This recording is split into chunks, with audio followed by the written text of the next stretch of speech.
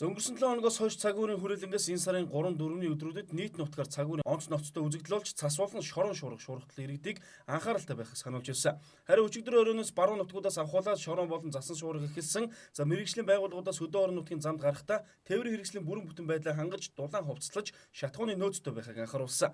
Цаашлаад болж игэл хол замд гарахгүй төр хүлээх сануулгыг иргэдэд өгч байсныг бид мэдээлж байсан. Харин өчигдөр оройн тухайд баруун талаас хүчтэй шуургатай байсан учраас хөдөө орон нутгаас нийслэлээс хөдөө орон нутг руу хол замд гарахгүй байх. За холбогдох байгууллагуудад нь зам тээврийн сайд тушаал гаргаад байсан. Нэг шөнийн шуурганы улмаас л гэхэд 100 гаруй зам тээврийн осол гарсан тухай албаны хүн хэлж байлаа. Улсын хэмжээнд нийт нутгаар цас их орж цасан шуурга болж байгаатай холбоотойгоор за өчигдөр буюу 2016 оны 3 сарын 3-ны өдрийн зам тээврийн сайдын 49 тоот тушаал гарч за тухайн тушаалаар дагуу өчигдөр орооны 21 цагаас хойш нийт одоо Улаанбаатараас гадагш чиглэж байгаа мөн орон нутгаас хот хоорондын чиглэлд одоо зочиж байгаа бүхэл тээврийн хэрэгслийн хөдөлгөөнийг тодорхой хугацаагаар хаасан байж байгаа.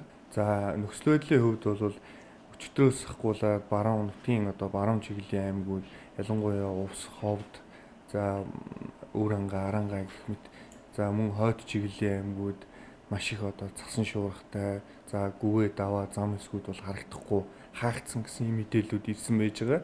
За мөн яг одоогийн байдлаар зүүн чиглэлийн аймагуд руу бас нэлээдгүй цасан шуургатай цас ихээр орж ийн гэсэн ийм одоо мэдээлэл бол биднэрт байж байна. За мөн одоо зөвхөн орон нутгийн зам гэхгүй бас нийслэл Улаанбаатар хотод гэхэд одоо урагшаага чиглэл нисхийн одоо мөрөнгийн даваа за мөн одоо баруун тал руугаа Найрамдлын зам за Баян шүү Зүнслаг энэ одоо зах газруудаар бол бас маш их шуургатай за нөхцөл байдал бол юм цас ихтэй за өмнөх одоо автомашинаа харах бас зарим тохиол боломжгүй ийм одоо нөхцөл байдалтай байж байна.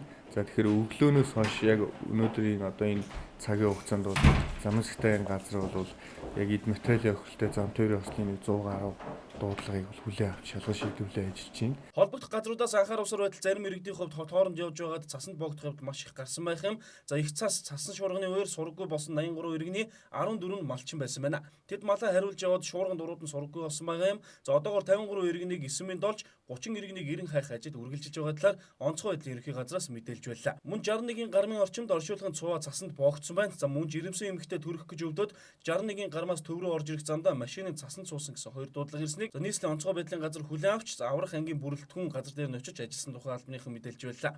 Тиймээс үзэгчтэй охин онцгой шаардлагагүй бол хөдөө хол замд гарахгүй байх, орон нутгийн иргэд ч мөн адил хол замд гарахгүй салхи шуурга намдтал хүлээхийг сануулж байгаа юм. Бид энэ талаар эргэн мэдээлэх болно.